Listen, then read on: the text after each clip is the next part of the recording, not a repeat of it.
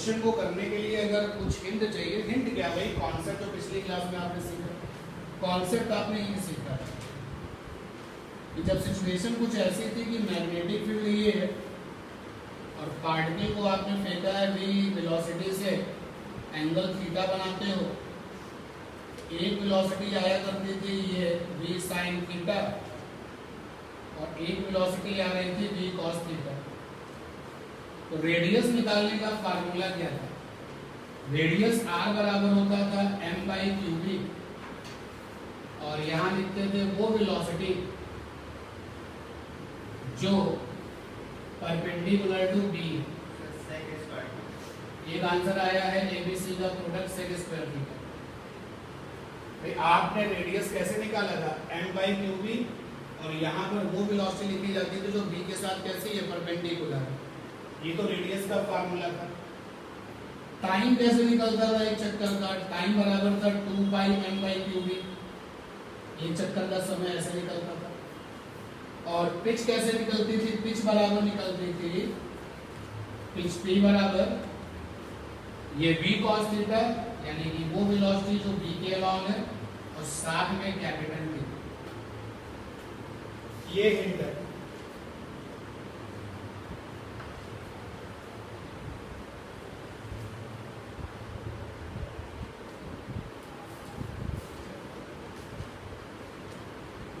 चलिए मैं अब इसको सॉल्व करता हूँ। एक आंसर मुझे ABC का प्रोडक्ट 1 बता दिया गया है और एक आंसर बताया गया है सेक स्क्वायर थीटा, बाकी अभी कोई आंसर नहीं है।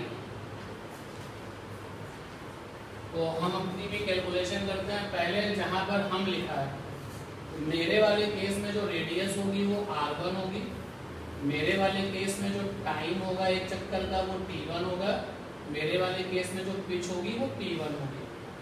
आप वाले केस में जो रेडियस होगी वो r2 होगी, आप वाले केस में जो टाइम होगा एक चक्कर का t2 होगा और आप वाले केस में जो पिच होगी वो p2 होगी। तो cos theta v sin theta, एक आंसर आ रहा है cos theta v sin theta. चलो 3 लोगों ने आंसर बताए हैं अभी तक, बाकी लोग ट्राई कर रहे हैं, देखते हैं क्या देते हैं आंसर। तो सबसे पहले मैं अपने लिए बात कर लेता हूँ। मैं केवल वो डायग्राम बनाता हूँ जिसमें केवल हम दिखें। ये लीजिए, केवल वो डायग्राम जिसमें केवल हम दिखेंगे। ये लीजिए थीटा एंगल। जब आप कंपोनेंट्स करोगे वेलोसिटी के, एक कंपोनेंट आएगा ये v cos थीटा और एक क्या आएगा v sin थीटा। भाई हमारे लिए तो रेडियस r1 है ना, तो r1 बराबर m/qb ब्रैकेट में वो वेलोसिटी जो b के साथ परपेंडिकुलर है, तो b के साथ परपेंडिकुलर जो वेलोसिटी है वो क्या है? v sin theta. तो भाई r1 आ गया। अच्छा, एक चक्कर का समय t1 बराबर क्या होगा? 2πm/qb और पिच बराबर क्या होगा? p1 v cos theta. ये v cos थीटा वो वेलोसिटी होती है जो b के साथ होती है। तो देखो मेरे पास जो वेलोसिटी है वो v cos थीटा है और एक चक्कर का समय कितना है? t1। ये आ गया हमारे वाले रिजल्ट्स, 1 आएगा। अब एक इंप्रूवमेंट होने के बाद 1 आएगा। चलते हैं आपके लिए जरा केवल वो डायग्राम बनाते हैं जिसमें आप ही आप हैं। ये रहा b और ये रहे आप, और आपने 90 माइनस थीटा पर फेंका है। भाई r की वेलोसिटी के कंपोनेंट क्या होंगे? इधर जो कंपोनेंट आता है उसमें cos आएगा, v cos 90 माइनस थीटा और cos 90 माइनस थीटा क्या होता है? sin theta. इधर जो कंपोनेंट आएगा वो कैसा होगा? sin वाला, sin 90 माइनस थीटा। ये आ जाएगा v cos थीटा।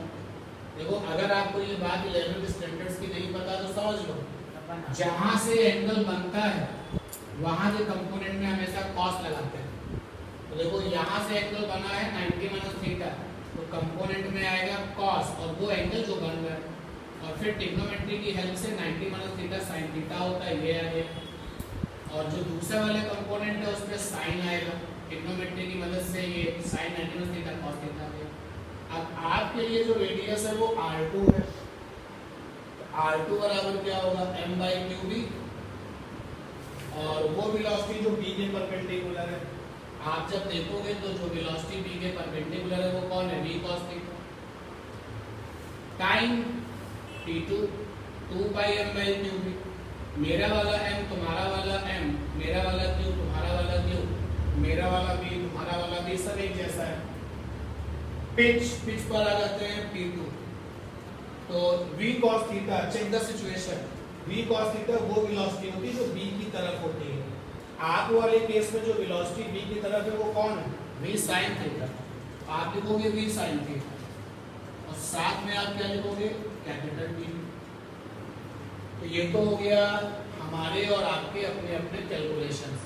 हम भी रेडियस निकाले हुए हैं, आप भी रेडियस निकाल चुके हो, हमने भी टाइम निकाला है, आपने भी टाइम निकाला है, हमने भी पिच निकाला है, आपने भी पिच निकाला है। अब क्वेश्चन पे क्या कहता है, क्वेश्चन कहता है रेडियस का रेशियो a है, यानी a इंटू बी इंटू सी।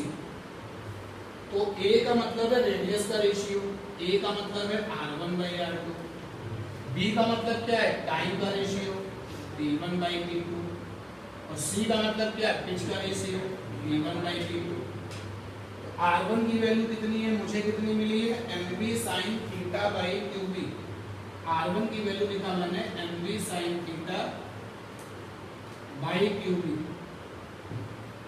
और r2 की वैल्यू आपको कितनी मिली है, mv cos theta by qb into t1, मुझे टाइम कितना मिला है 2 पाई m बाई qb, आपको टाइम कितना मिला, वही 2 pi m by qb into pitch, मुझे पिच मिला है v cos theta into t1,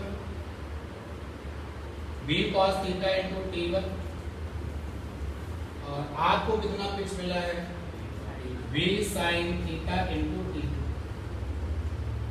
अब जरा इसको सॉल्व करें बहुत आराम से। जब आप इसको यहीं पर सॉल्व करें, या रफली सॉल्व करना चाहे रफली कर ले। देखो ये वाला क्यूबी और ये वाला क्यूबी कैंसिल, ये m से m कैंसिल, ये v से v कैंसिल।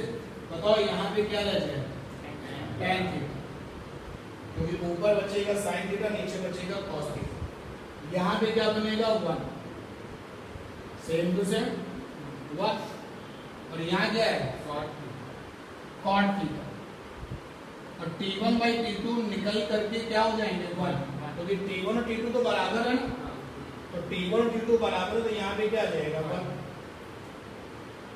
और tan थीटा cot थीटा बराबर क्या होगा, यानी ABC का जो प्रोडक्ट है वो कितना। अगर आपने कहीं गलती करी है तो आपने ये कंपोनेंट्स में गलती की होगी, इसने भी गलती की, तो वो गलती जो है नहीं होनी चाहिए। इसीलिए तो आप कंपोनेंट्स वाली बातें पहले पढ़ चुके हो। जहां से एंगल बनता है वहां के कंपोनेंट में हमेशा कॉस आता है।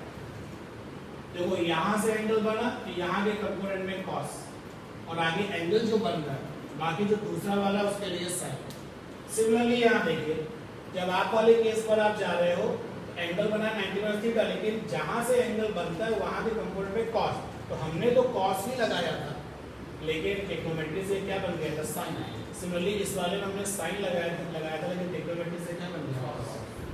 अब जो बेसिक कॉन्सेप्ट था, ये जो कॉन्सेप्ट आपने पिछली वाली क्लास में किया था, ये वाला, इस कॉन्सेप्ट को समझना पड़ेगा कि रेडियस का फार्मूला तो तुमने समझ लिया था, m by qb, फिर आपने लिखा था वो वेलोसिटी जो b के साथ कैसी है, perpendicular.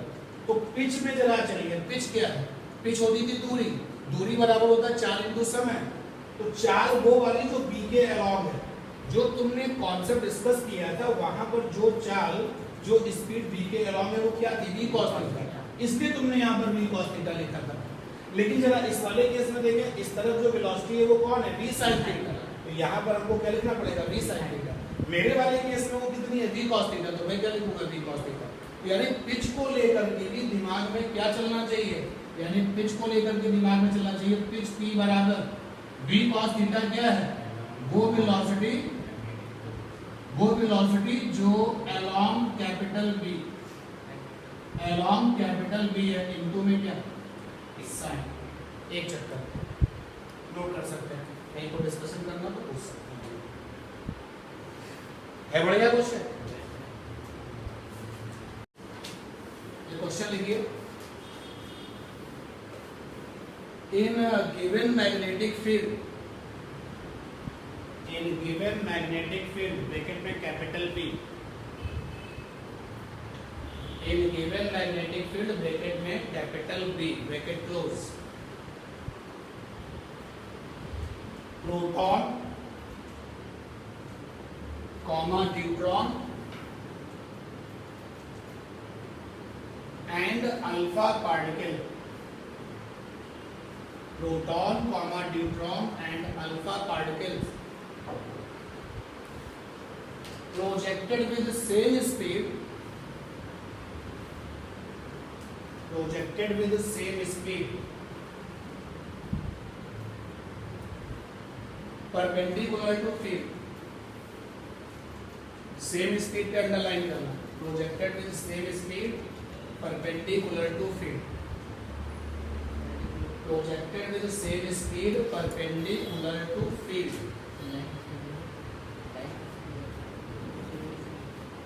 Perpendicular to field, same speed पे अंडरलाइन करो, ठीक, फुल स्टॉप। फाइंड द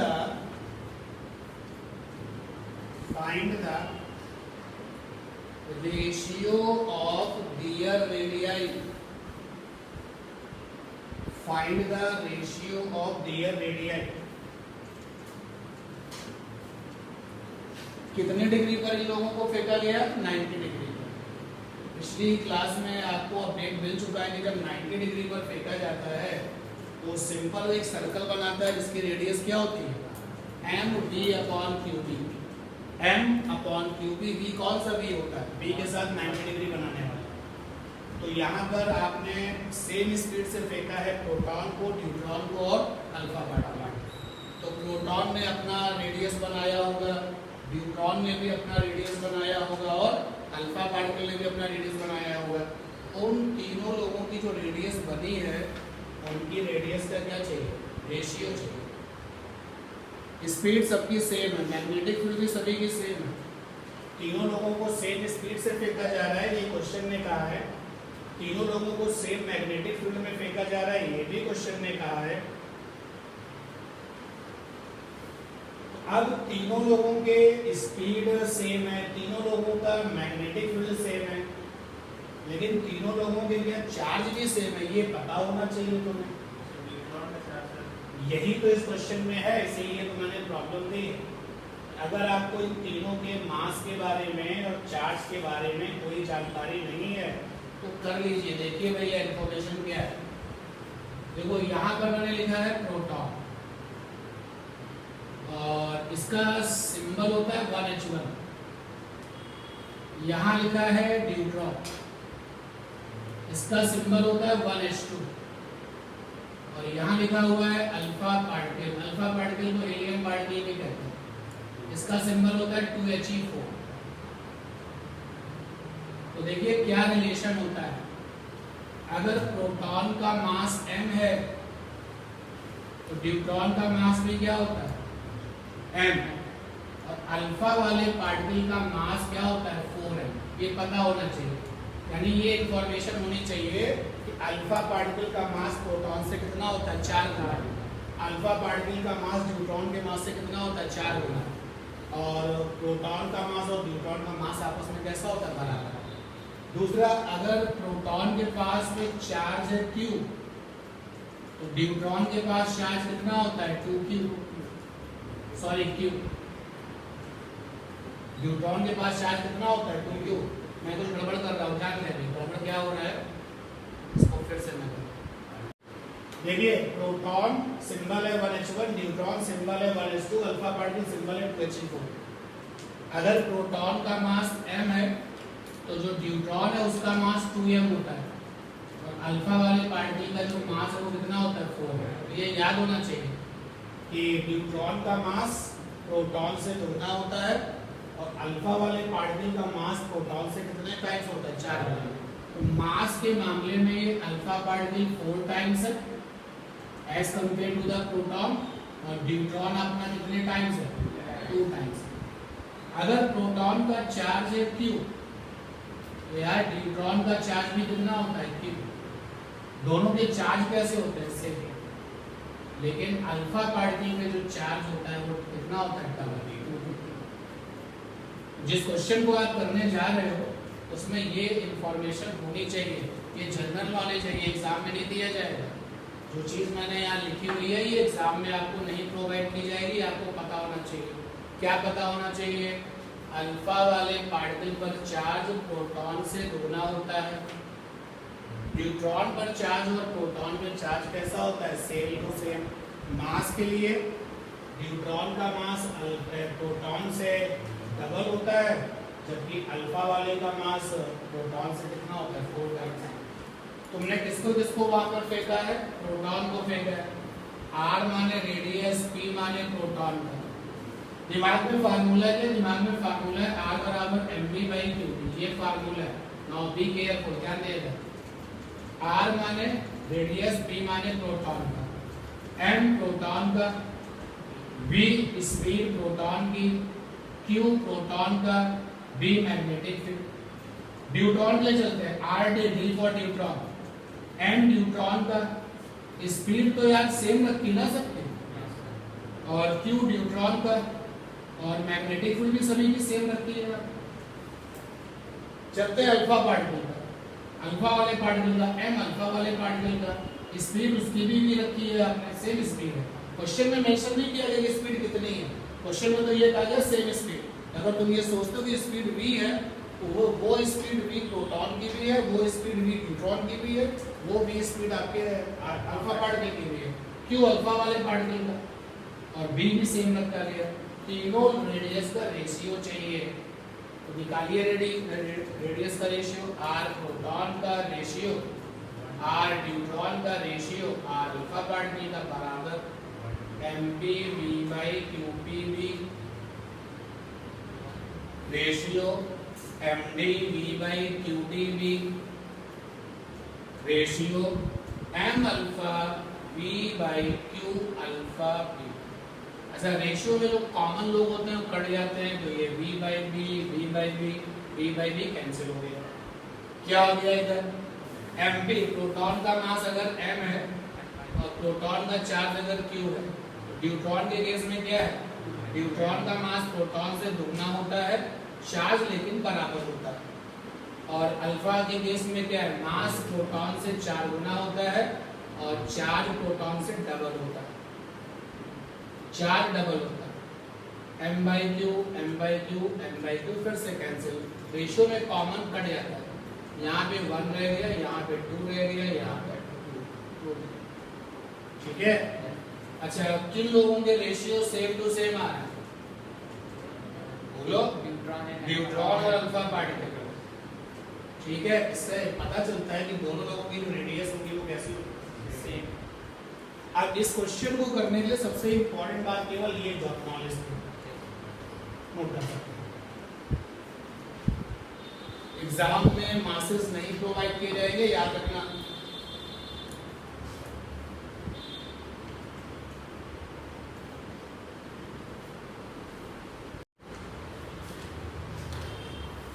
चलिए चीजों को कुछ नया टच दिया जाए। अभी सारी बातें हम लोग पुराने कॉन्सेप्ट पे कर रहे हैं। F इज इक्वल टू है QV क्रॉस V। फार्मूले का नाम बताइए।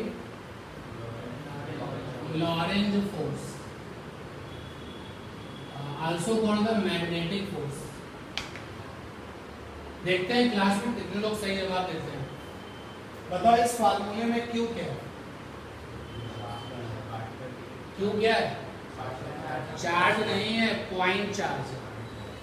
Q को अगर चार्ज बोलोगे तो बड़ी दिक्कत हो जाएगी। पॉइंट चार्ज, पॉइंट चार्ज भी 2 तरीके का होता है ना, कॉन्टिन्यूअस और पॉइंट। जब किसी बॉडी पर चार्ज होता है वो क्या बन जाता है? कॉन्टिन्यूअस। और जब किसी ऐसी चीज पर चार्ज होता है जिसका ना तो कोई शेप है ना ही कोई साइन, तो क्या बन जाता है? पॉइंट। पार्टिकल की फिजिक्स में डेफिनेशन क्या है? पार्टिकल क्या होता है? ना तो इसका कोई आकार होता है, ना ही इसका कोई वॉल्यूम होता है, ना ही इसका कोई साइज होता है, ना ही कोई शेप होता है। तो पॉइंट चार्ज मतलब पार्टिकल पर चार्ज। तो क्यों यहाँ पे चार्ज नहीं है बल्कि पॉइंट चार्ज। और v क्या है? Velocity of point charge, velocity of point charge. और b क्या है? Magnetic field. और आपके अपने सिलेबस में ये magnetic field uniform magnetic field है। बाकी F आप जानते हो कि ये फोर्स है, ठीक। अब देखिए क्या है कि एक सिचुएशन है आपके पास में, ये वायर है, काफी पतला होता है लेकिन मैं हैवी दिखा रहा हूं इसको। ये करंट वाला वायर है और इस करंट वाले वायर में करंट फ्लो हो रही है। तो हमको क्या जानकारी है? हमको ये इंफॉर्मेशन है कि जब करंट वायर में फ्लो करती है, when current take place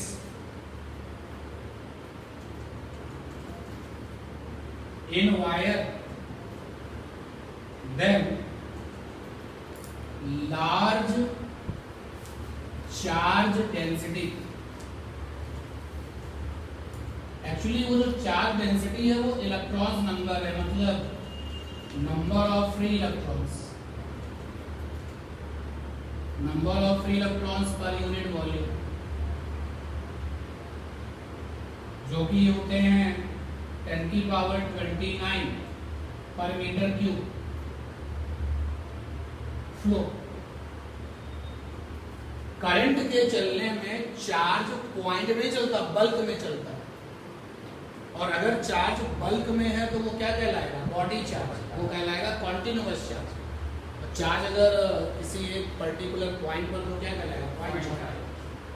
तो जब किसी वायर में करंट फ्लो करती है तो चार्ज पूरी बॉडी में चलता है, यानी बल्क में चलता है। और उस चार्ज को बनाने वाले कौन है? Free electrons. और ये इलेक्ट्रॉनों का नंबर है, किसी किसी जगह पे 10 की पावर 28 में लिखा है, तो आप ये समझ सकते हो कितना बड़ा नंबर है भाई। 10 की पावर 5 लाख होता है, तो 10 की पावर क्या लिखा है? 29। तो इतना ज्यादा चार्ज बल्क में चलता है तो करंट बनती है। हमने क्या किया कि इस वायर को, ये जो करंट वाला वायर है,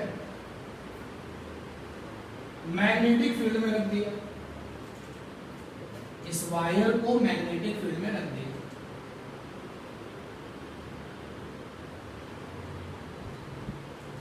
तो मैग्नेटिक फील्ड में वायर को रख दिया। अब ये इंफॉर्मेशन हमें थी कि अगर मैग्नेटिक फील्ड में किसी चार्ज पार्टिकल को फेंका जाएगा तो उसके ऊपर मैग्नेटिक फोर्स लगता है। ये इंफॉर्मेशन हमें थी, चार्ज वाले पार्टिकल का एक फोर्स लगता है।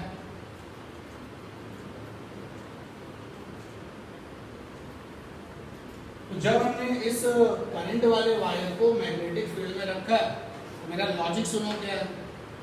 मेरा लॉजिक ये कि करंट का मतलब चार्ज का चलना ही तो है। अगर करंट फ्लो कर रही है तो यानी इसके अंदर क्या कर रहा है? चार्ज चल रहा है। और अगर चार्ज चल रहा है तो चलते हुए चार्ज पर क्या लगता है? फोर्स। तो फोर्स तो लगना चाहिए। और वो चार्ज कहाँ चल रहा है? वायर के अंदर। तो फोर्स कहाँ होना चाहिए? वायर में होना चाहिए। लेकिन समस्या ये है कि हम ये वाला फार्मूला यहाँ लगा नहीं सकते, क्योंकि इस वाले फार्मूले में क्यू क्या है? Point charge. और यहाँ पे चार्ज कैसा है? बल्क में है। अब क्या दिया जाए? क्योंकि हमारे इस फार्मूले में चार्ज कैसा है? पॉइंट वाला। तो बल्क में चार्ज है। बल्क का मतलब समझ पा रहे हो ना? बॉडी में चार्ज है।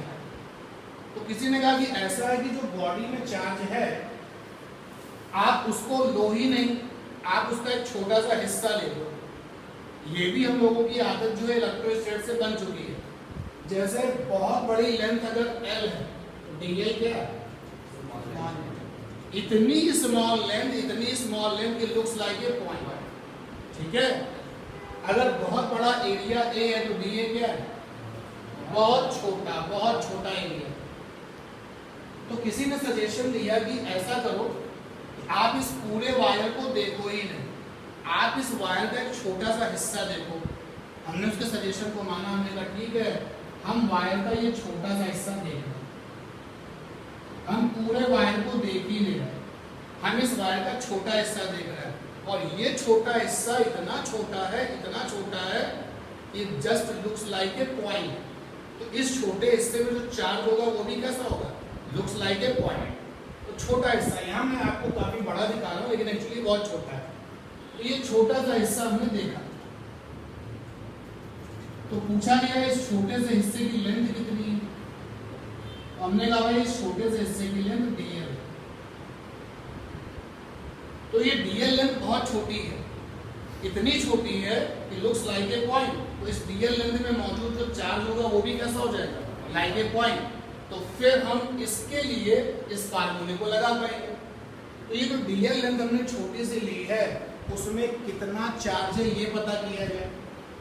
ये जो वायर है इसका क्रॉस सेक्शन एरिया A है, इस वायर का जो क्रॉस सेक्शन एरिया है वो A है। ध्यान देना भैया, वॉल्यूम ऑफ छोटा सा हिस्सा, वॉल्यूम ऑफ छोटा हिस्सा स्मॉल पार्ट, जो स्मॉल पार्ट हमने लिया है उसका वॉल्यूम कितना होगा, तो वॉल्यूम बराबर होता है एरिया इनटू लंबाई।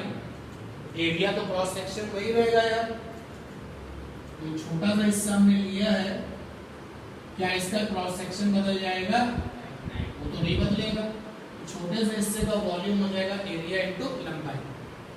तो ये लंबाई, एरिया इनटू लंबाई से वॉल्यूम आ गया।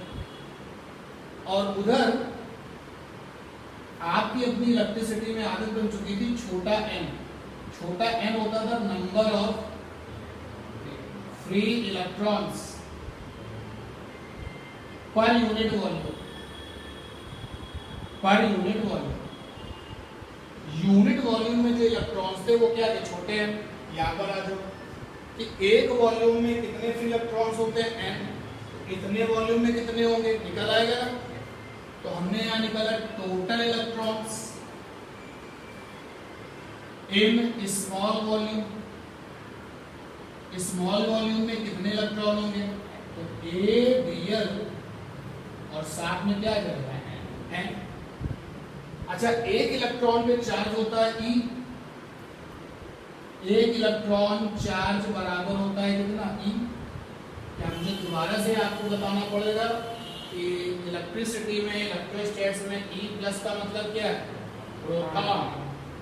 E माइनस का मतलब क्या है, इलेक्ट्रॉन। और E का मतलब क्या है, 1.6 × 10⁻⁻19 कूलम। एक इलेक्ट्रॉन पे चार्ज E होता है, तो इतने इलेक्ट्रॉनों में कितना चार्ज होगा, E से मल्टीप्लाई कर दें। तो यहाँ पर total charge in small volume ये हो गया ABL एंड E। तो ये छोटे से वॉल्यूम में चार्ज आ गया, और छोटे से वॉल्यूम में चार्ज क्या होगा, छोटा ही होगा। तो हमने उसको dq लिख दिया। dq बराबर हो गया NaE NaE साथ में क्या dl। ठीक है ना, बोलो भाई। अच्छा, चूंकि करंट चल रही है तो ये सारे के सारे जो चार्ज है वो भी चल रहे हैं, तो उन चलने वाले चार्जेस के पास क्या होगी, स्पीड होगी, वेलोसिटी होगी। तो मैंने कहा कि लेट अस कंसीडर उनकी स्पीड कितनी थी, v थी। तो मैंने v से मल्टीप्लाई कर दिया, इधर भी मल्टीप्लाई किया, उधर भी मल्टीप्लाई किया। NaEV और साथ में क्या dl। तो यहां पर आ गया v dq।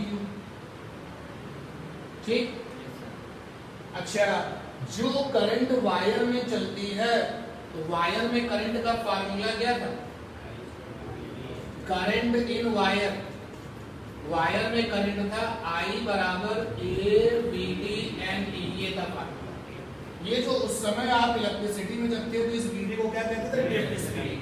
और इसी स्पीड को हमने यहाँ पे क्या लिखा है, V। तो यहाँ पे V हटा दें। अगर आपका ये किया हुआ है तो अच्छी बात है, नहीं किया तो फिर एक्सेप्ट करिए कि वायर में करंट का फार्मूला ये मिलता है। जब हम लोग ओम्स लॉ करते हैं तो ये मिल जाता है। जो भी कंडक्टिंग वायर्स होते हैं उनमें अगर करंट का कभी भी फार्मूला पूछे कि what is current in the wire, तो हमेशा फार्मूला है AV/NE। A माने वायर का क्रॉस सेक्शन एरिया, N माने ये जो लिखा हुआ है नंबर ऑफ इलेक्ट्रॉन्स पर वॉल्यूम, E मींस क्लियर है, V माने स्पीड, जो आपके इलेक्ट्रॉनों की स्पीड है। तो यहाँ पर आप देखिए NeAV है, ये I भी नहीं, फिर अंदर से बहुत मन कर रहा है कि वेक्टर लगाया जाए, तो मैंने यहाँ पर भी वेक्टर लगाया, यहाँ पर वेक्टर किस पर लगेगा, बी पर, तो ये चार्ज तो स्केलर होता है, बोलो, तो यहाँ पे वेक्टर किस पर लगेगा, डीएल पर, तो करंट कैसे होगी, स्केलर। तो मेरा वी डी क्यू बराबर क्या हो गया, आई डी एल। क्लियर है बात।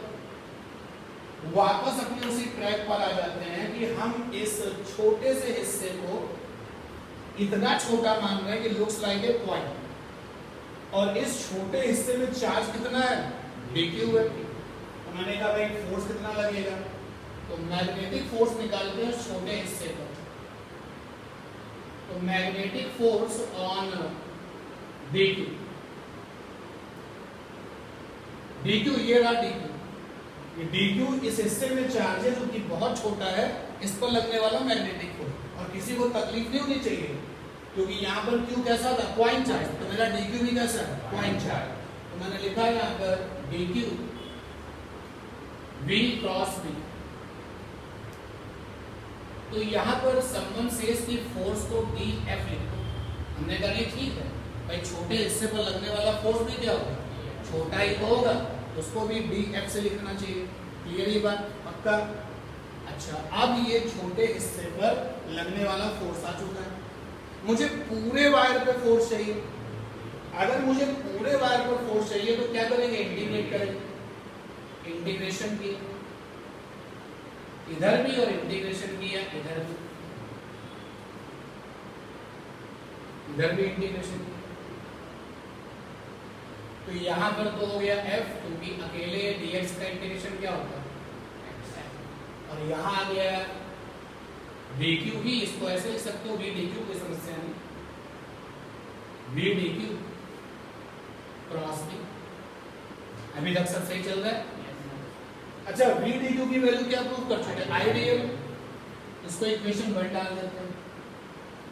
यहाँ पे f इज इक्वल टू हो गया integration I dl cross b using equation. ठीक है ना। अब चलते हैं तुम्हारे बोर्ड एग्जाम पर। तुम्हारे बोर्ड एग्जाम की जो फील्ड है वो कैसी है, यूनिफॉर्म है। तो इंटीग्रेशन के अंदर कभी भी कांस्टेंट लोग नहीं रहते, तो यार b को हम इंटीग्रेशन से बाहर निकाल रहे हैं, तो क्योंकि या ऐसे लिखे if capital B is uniform, अगर if you are looking for the competition problems, तो आप इस b को बाहर नहीं निकाल पाओगे। ठीक है ना। फिलहाल अभी यूनिफॉर्म है तो अभी b को बाहर निकालते हैं। f is equal to integration I dl cross b। मैंने इंटीग्रेशन से किसको बाहर निकाल दिया, b को निकाल दिया। इतना यहाँ पर पहुंच गए। और आगे देखिए f इज इक्वल टू, अब इंटीग्रेशन के अंदर ये जो i है वो बोला हमने कांस्टेंट होता है। अच्छा, वायर में अगर जो करंट है, हम लोग स्टडी स्टेट की बात करते हैं ना, अगर इस फैन को अगर हम देखें जो कि लगातार चल रहा है, इस लाइट को देखें जो लगातार अपना काम कर रही है, सोचो इसमें करंट अप डाउन होती है तो क्या होता है, प्रॉब्लम आती है ना। बट जिस स्पीड से ये चल रहा है, कांस्टेंट उसी स्पीड से चल रहा है, और जिस कैपेसिटी के साथ ये ट्यूबलाइट्स और बल्ब काम कर रहे हैं उसी कैपेसिटी के साथ, यानी इनको जो करंट मिल रही लगातार कैसी करंट है, कांस्टेंट, इसी को स्टेडी स्टेट कहा जाता है। तो जो करंट है अपनी वो समय के साथ बदलती नहीं है इस सिचुएशन में। तो आई ने कहा यार हम भी तो कांस्टेंट है, हमको भी बाहर निकालो। हमने कहा ठीक है तुम भी बाहर जाओ। इंटीग्रेशन के अंदर आगे डी क्रॉस, ठीक। अकेले डीएल का मतलब था वायर की छोटी C length. Integration of DL का मतलब क्या हो जाएगा, वायर की बड़ी लेंथ। यहाँ पर आ गया एफ आई और ये आ गया एल क्रॉस बी। बोलो, यहाँ पर जो वायर है हमारा सीधा वायर है, ठीक है ना। तो जैसे तुम डीएल को, डीएल का इंटीग्रेशन मतलब क्या होता है, डीएल का एक्सपेंशन। जैसे आप डीएल का एक्सपेंशन करोगे तो पूरा वायर आ जाएगा। स्ट्रेट वायर की जो लेंथ है वो मतलब है इंटीग्रेशन ऑफ डीएल। क्वेश्चन जब हम लोग करेंगे तो हम लोग इसको जरूर जानेंगे, इसको भी जानेंगे, इसको भी जानेंगे। ये जो डीएल है आपका, इंटीग्रेशन ऑफ डीएल, उसकी जगह पे एल लिखा है मैंने, ये सोच के लिखा है कि वायर कैसा था, सीधा। अगर वायर सीधा नहीं होगा तो क्या होगा, उस वाले केस को हम बाद में डिस्कस करेंगे। अभी वायर सीधा है, इंटीग्रेशन ऑफ डीएल का मतलब हो गया वायर की पूरी लेंथ। लीजिए रिजल्ट यहाँ पर आके कंप्लीट हो, यानी कि नया है वो ये बात कि अगर आप किसी यूनिफॉर्म मैग्नेटिक फील्ड में किसी करंट वाले वायर को रखते हो तो करंट वाले वायर पे क्या लगता है, फोर्स। ये जो फार्मूला था वो हमको कहाँ से मिला है, लॉरेंज से मिला, and that is why this formula goes in account of Lorentz. इसलिए इस फार्मूले को भी, इसको क्रेडिट मिलना चाहिए लॉरेंज। बट ये जो फार्मूला है वो चार्ज पर लगने वाले मैग्नेटिक फोर्स की बात करता है, और जो ये फार्मूला है वो करंट वायर पर लगने वाले मैग्नेटिक फोर्स की बात करता है। जब आप इसको बिना वेक्टर के लिखते हो QEB sin थीटा, चलो इसको भी कर लिया जाए, ILB sin थीटा। थीटा क्या होगा, थीटा होगा angle between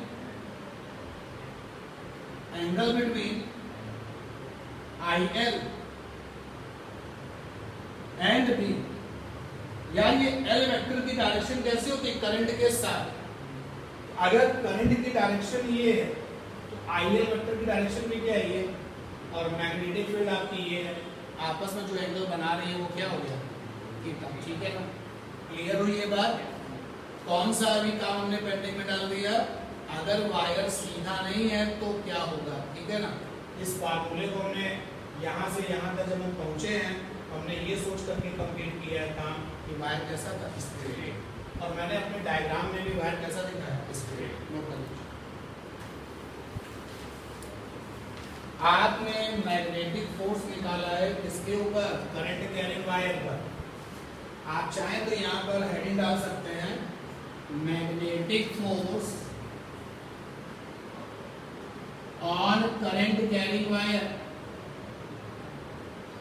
current carrying wire, ये हेडिंग है इसकी।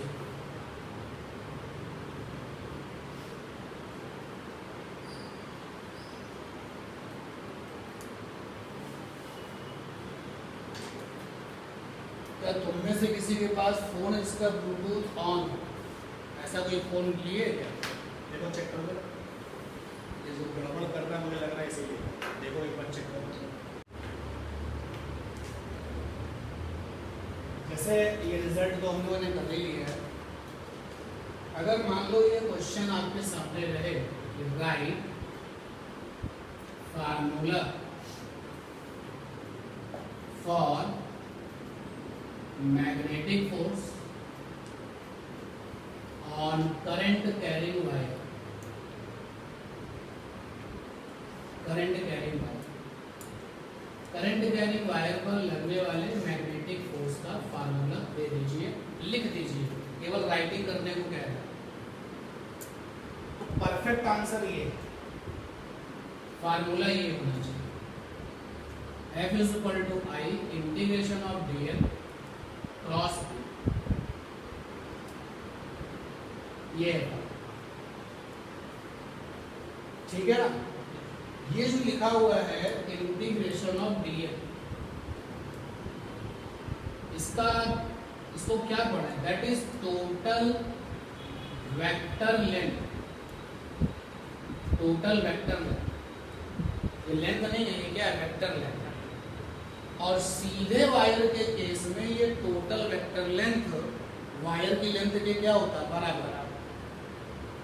तो total vector length and in सीधा wire, straight wire, integration of DL, जिसका भी नाम है total vector length, total vector length ये बराबर होता है total wire length, total wire length. अगर आपको ये बताया जाए कि वायर एकदम स्ट्रेट है, तो yes you are free to write this formula, तो फिर आप इस फार्मूले को लिखने के लिए बिल्कुल आप जो है फ्री हैं।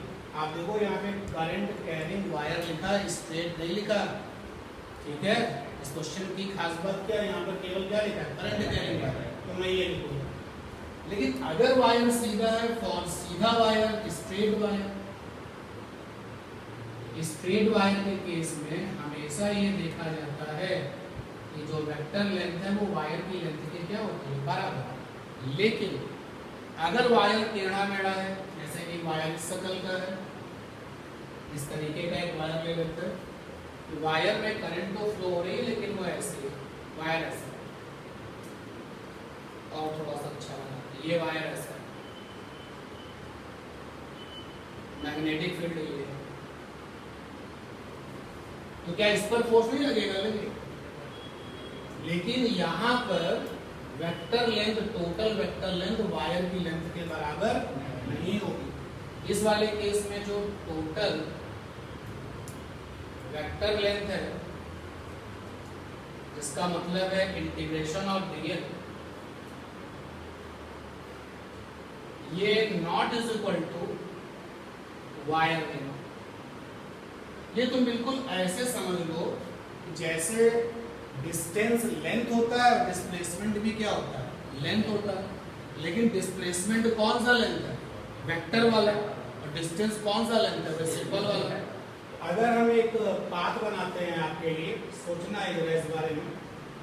ये तो खैर वायर है, करंट इसके पास करंट है, लेकिन मान लो अगर हम एक ऐसा रास्ता फॉलो करते हैं, चलते हुए यहाँ पहुँचते हैं, शुरू किया यहाँ पर, खत्म किया यहाँ पर, तो तुम डिस्प्लेसमेंट ये लोगे ना, बोलो भाई। तो जो ये तुम्हारा डिस्प्लेसमेंट है ना, ये वेक्टर लेंथ है। और जो इस वाले रास्ते को काउंट करेगा वो किसको काउंट करेगा? लेंथ को काउंट करेगा। अब जरा यहाँ देखो, एक्चुअल लेंथ तो ये डिस्टेंस है ना, और हमें क्या चाहिए? Vector length. तो वेक्टर लेंथ क्या बनेगी? डिस्प्लेसमेंट। तो वेक्टर लेंथ क्या बनेगी? डिस्प्लेसमेंट। इसलिए मैंने यहाँ पर लिखा कि अगर वायर टेढ़ा मेढ़ा है, यानी कि सीधा नहीं है, तो total vector length not is equal to wire length. तो फिर ये बराबर किसकी होती है? वेक्टर लेंथ बराबर किसकी होती है? इंटीग्रेशन ऑफ डीएल बराबर होता है डिस्प्लेसमेंट लेंथ। तो जो वायर की डिस्प्लेसमेंट लेंथ है उसको लेना चाहिए। यानी कि आपने शुरू कहाँ से किया? यहाँ से। करंट ने एक्चुअली शुरू कहाँ से किया? यहाँ से। खत्म कहाँ कर रही है? यहाँ पर। तो यहाँ से लेकर के सीधी सीधी जो वेक्टर लेंथ होगी उसको हम लोग काउंट करेंगे, ठीक है ना। तो अगर हम यहाँ पर बात करते हैं फॉर कर्व शेप वायर, अगर वायर सीधा नहीं है तो बेटा फोर्स का फार्मूला क्या होगा? आई इंटीग्रेशन डीएल, और यहाँ पे क्रॉस करके क्या लिखें? डी। ठीक, अब आगे लिखना एफ इज इक्वल टू आई। अब इसका नाम क्या है? Vector length. तो इस वाले केस में वेक्टर लेंथ किसके बराबर होती है? डिस्प्लेसमेंट लेंथ के। डिस्प्लेसमेंट लेंथ ले लीजिएगा। अब डिस्प्लेसमेंट लेंथ कितनी है? वो वायर की लेंथ से क्या होगी? कम ही होगी। अगर इस टेढ़े मेढ़े वायर की लेंथ 100 मीटर है, तो ये जो डिस्प्लेसमेंट लेंथ है वो क्या होगी? 100 से कम होगी। कितनी है वो हमको निकालनी पड़ेगी। अगर तुम यहाँ पर इस जगह पर आई के बाद लिखते हो डिस्प्लेसमेंट लेंथ क्रॉस बी, तो क्या मेरी इस बात को आप समझ पा रहे हो? समझ पा रहे हो ना? पक्का? तो ध्यान देना भैया, जरा इस क्वेश्चन का जवाब दे दो, देखिए आप कितना समझ पा रहे हो। ये मेरे पास में मैग्नेटिक फील्ड है, अंदर की ओर है, आप देख सकते हो। 99% जो मैग्नेटिक फील्ड है वो हमेशा यूनिफॉर्म ही होगा। तो ये मैग्नेटिक फील्ड है, और ये मैग्नेटिक फील्ड जो है इसकी वैल्यू है 10 टेस्ला। इस मैग्नेटिक फील्ड में एक वायर रखा हुआ है, ये रहा वो वायर, ये वायर रखा है। वायर के इस पॉइंट का नाम ए है और इस पॉइंट का नाम बी है। और अगर हम ए और बी को मिलाते हैं तो ये ए बी वाली लेंथ आती है 5 मीटर। ठीक है, ए बी वाली लेंथ कितनी आती है? 5 मीटर। तो वायर करंट इसमें वायर में जो है सपोज कर लेते हैं 2 एम्पियर की। तो wire having current 2 ampere, 2 ampere. इस वायर पर लगने वाला फोर्स चाहिए, फोर्स ऑन वायर। एक तो तुम जो है स्टाइल मार सकते हो इस फार्मूले को लिख करके इंटीग्रेशन वगैरह दिखा करके। दूसरा सीधे रिजल्ट पे जा सकते हो, F बराबर I displacement length cross B। तो यहाँ पर आपने लिखा F बराबर I डिस्प्लेसमेंट लेंथ और क्रॉस B। वायर का नाम कुछ बदल देते हैं क्योंकि ये वाला भी कंफ्यूज करेगा ना। वायर का नाम डाल देते हैं mm। तो यहाँ पर आपने लिखा F is equal to I। अब डिस्प्लेसमेंट लेंथ क्या होगी n। देखो जहां से स्टार्ट हो रही ना करंट वो इनिशियल और जहां खत्म करेगी वो क्या फाइनल। तो वेक्टर लेंथ क्या हो जाएगी n। क्लियर ये बात। और आगे बढ़ते हैं। अब इसको थोड़ा सा बिना क्रॉस के लिखा जाए, बिना cross product. F is equal to हो जाएगा I nm b और sin थीटा। ठीक है। F is equal to I means क्या है 2 एम्पीयर और nm कितना है 5 मीटर, b कितना है 10 है। Now what do you think about the theta. देखो mn वेक्टर ये है ना और मैग्नेटिक फील्ड अंदर की तरफ है। mn वेक्टर ये है और मैग्नेटिक फील्ड अंदर की तरफ है। तो कितना एंगल बन रहा है 90 बन रहा है। थीटा यहाँ पे क्या हो जाएगा 90। F इज इक्वल टू कितना हो जाएगा 100। ठीक है। अगर वायर आपका स्ट्रेट है तो आप जो है फ्रीली इसको लिखिए और इस L का मतलब क्या है एक्चुअल वायर लेंथ। लेकिन अगर आपका वायर जो है वो टेढ़ा मेढ़ा है तो फिर आप इसको लिखिए और इसका मतलब बिल्कुल ये नहीं कि actual wire length. Displacement length हमेशा डिस्टेंस से क्या होती है कम ही। क्लियर हुई ना मेरी बात। आपको जो क्वेश्चन मिलेंगे फ्रीक्वेंटली जो क्वेश्चन मिलेंगे वो इस पर मिलेंगे। सीधे वायर के क्वेश्चन ज्यादा मिलेंगे। कभी कभी आपको रेयरली आपको टेढ़े वाले के क्वेश्चन मिलेंगे। ठीक है ना। अब जरा समझना बात को, ध्यान देना। छूटते ही जवाब देना इस क्वेश्चन का क्या है। मैग्नेटिक फील्ड है ये मैग्नेटिक फील्ड। मैंने वायर को मोड़ करके यहां डाल दिया। मैग्नेटिक फील्ड थोड़ा सा बड़ा बना था। एक करंट कैरिंग वायर था, तुमने उसको मोड़ा और तुमने उस मैग्नेटिक फील्ड में उसको डाल दिया। किसी ने उसके पास दूसरा वायर था, उसने उस वायर को मोड़ा और मैग्नेटिक फील्ड में डाल दिया। किसी ने वायर को मोड़ा और मैग्नेटिक फील्ड में डाल दिया। बताओ इन तीनों केसेस में वेक्टर लेंथ कितनी है। वेक्टर लेंथ कितनी है 0। अरे वेक्टर लेंथ क्या होती है डिस्प्लेसमेंट लेंथ। और डिस्प्लेसमेंट लेंथ क्या होगा, मान लो अगर ये इनिशियल है तो यही क्या है डिस्प्लेसमेंट लेंथ क्या होगी 0। यहाँ पर भी क्या होगी 0, यहाँ पर भी क्या होगी 0। और इन तीनों पिक्चर्स में जो वायर है ना वो लूप बन चुके हैं, क्लोज लूप। वायर कैसे हो चुके हैं क्लोज लूप। क्लोज लूप का मतलब समझते हो ना, क्लोज ज्योमेट्री बना चुके हैं। और इसलिए जब इन तीनों केसेस में ये वाला फंडा लगाओगे तो डिस्प्लेसमेंट लेंथ क्या होगी 0। तो फोर्स क्या आएगा 0। परमानेंटली एक क्वेश्चन का आंसर आ गया कि अगर आप मैग्नेटिक फील्ड में एक ऐसा वायर करंट कैरिंग वायर एक ऐसा डाल देते हो जो कि क्लोज फॉर्म बन चुका है तो उस पर लगने वाला मैग्नेटिक फोर्स हमेशा क्या होगा 0 होगा। उस पर लगने वाला मैग्नेटिक फोर्स क्या होगा 0 होगा। आगे जाकर के ये टॉर्क जो हम आगे पढ़ेंगे टॉर्क वाली कंडीशंस में ये सब चीजें हमारी यूज होंगी। तो बहुत ही फ्रीक्वेंटली क्वेश्चन सीधे वायर पर आएगा, रेयर वाले क्वेश्चन इस पर आएंगे। लेकिन अब तो आपके लिए दोनों बढ़िया क्वेश्चन बने ना।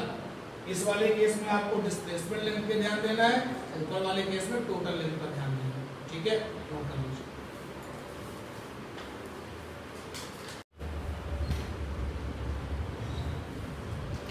यहाँ एक बहुत ही जबरदस्त चीज सीखने को मिली है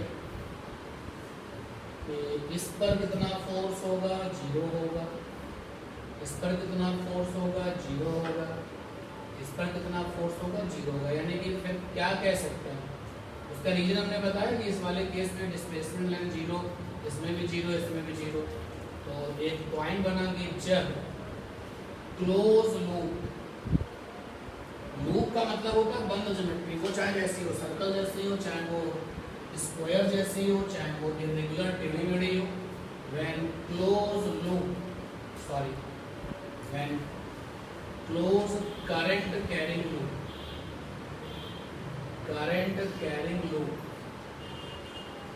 is placed under magnetic field, then magnetic force on it always zero, हमेशा ही इसके ऊपर लगने वाला जो मैग्नेटिक फोर्स है वो जीरो है।